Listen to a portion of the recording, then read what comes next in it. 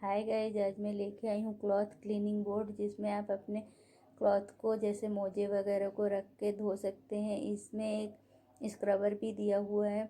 दूसरा मेरा आइटम है गार्लिक चॉपर, जिसका ब्लेड स्टील का बना हुआ है, जो हैंड प्रेस है, जिसको आप प्रेस करके अपने गार्लिक को चॉप कर सकते हैं। तीसरा आइटम है मेरा स्टील टंग, जो अपने चीज़ों को आप फ्राई करना चाहते हैं तो स्टील के टंग से फ्राई कर सकते हैं और अच्छे से इसको पकड़ के बाहर निकाल सकते हैं। ये अमेज़ॉन पे अवेलेबल है, वहाँ